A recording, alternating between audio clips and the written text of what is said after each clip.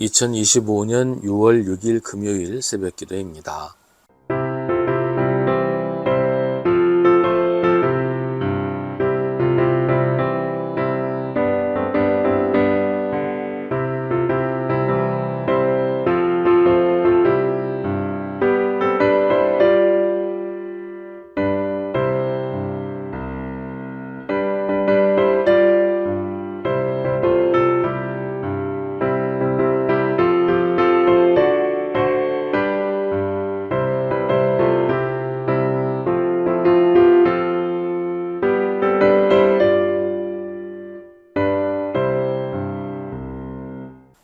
디모데후서 4장 1절부터 8절입니다. 나는 하나님 앞과 산 사람과 죽은 사람을 심판하실 그리스도 예수 앞에서 그분의 나타나심과 그분의 나라를 두고 엄숙히 명령합니다. 그대는 말씀을 선포하십시오. 기회가 좋든지 나쁘든지 꾸준하게 힘쓰십시오. 끝까지 참고 가르치면서 책망하고 경계하고 권면하십시오.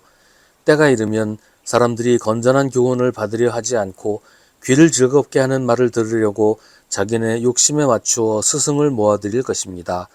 그들은 진리를 듣지 않고 꾸민 이야기에 귀를 기울일 것입니다.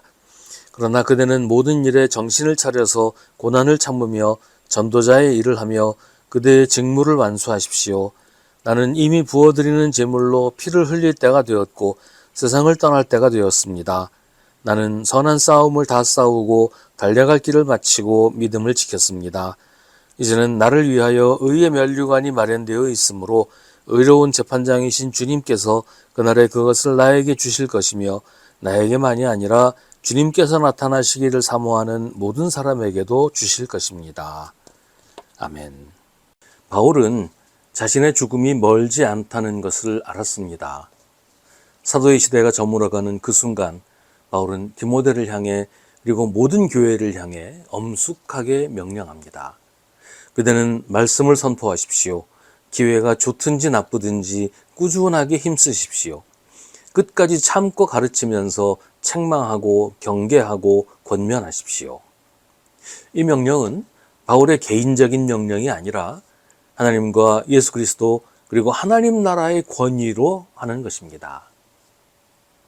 갈수록 복음을 전하기가 어려워지는 것은 지금만이 아니라 바울의 시대에도 마찬가지였던 것 같아요. 사람들이 건전한 교훈을 받으려 하지 않고 귀를 즐겁게 하는 말을 들으려고 자기네 욕심에 맞추어 스승을 모아들일 것이고 진리는 듣지 않고 꾸민 이야기에 귀를 기울일 것이라고 말합니다.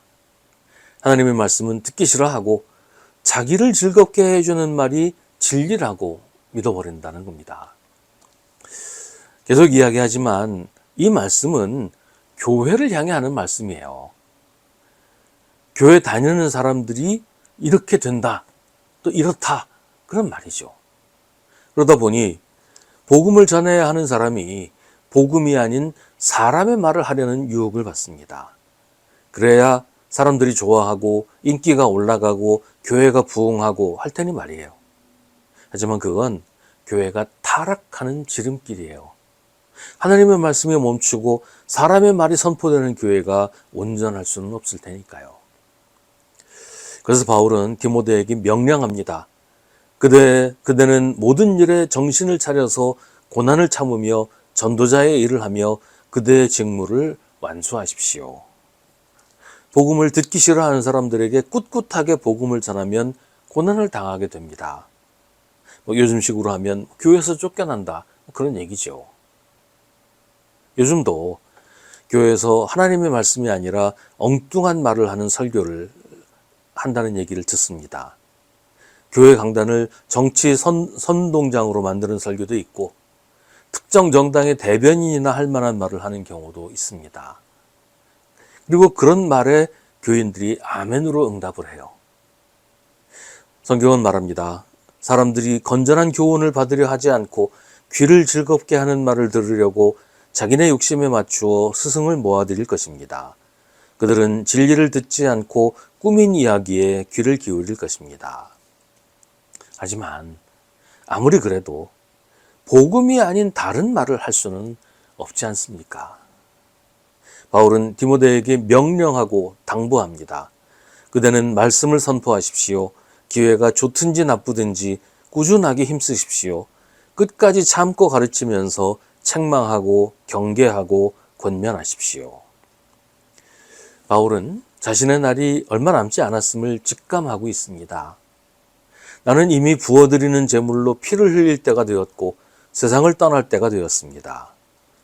그렇다고 조급해하거나 자기의 삶을 후회하지 않습니다. 나는 선한 싸움을 다 싸우고 달려갈 길을 마치고 말씀을 지켰습니다. 자기를 자랑하거나 내세우려는 것이 아니에요. 예수를 믿은 후 쉬지 않고 끊임없이 믿음의 길을 달려왔다는 담담한 고백입니다. 바울이 이런 고백을 할 수 있는 것은 주님이 인도하셨다는 것을 알기 때문이에요. 그 길을 주님이 붙잡아 주셨고 언제나 동행하시면서 지키셨다는 것을 고백하는 것입니다. 만약에 바울이 자기 혼자 힘으로 믿음을 지켜왔다고 하는 거라면 그건 자기 자랑이겠지요. 근데 그런 자랑은 아무 의미도 없고 쓸데도 없어요. 자기 혼자 힘으로 했다는 것은 자기가 잘났다고 하는 것이고 자기의 공로를 내세우는 것인데 그건 예수님의 은혜와는 거리가 너무나 먼 것이에요. 바울은 이제는 나를 위하여 의의 면류관이 마련되어 있다고 말합니다. 바울이 그렇게 믿는 것은 자기를 여기까지 오게 하신 분이 주님이시라고 믿기 때문입니다.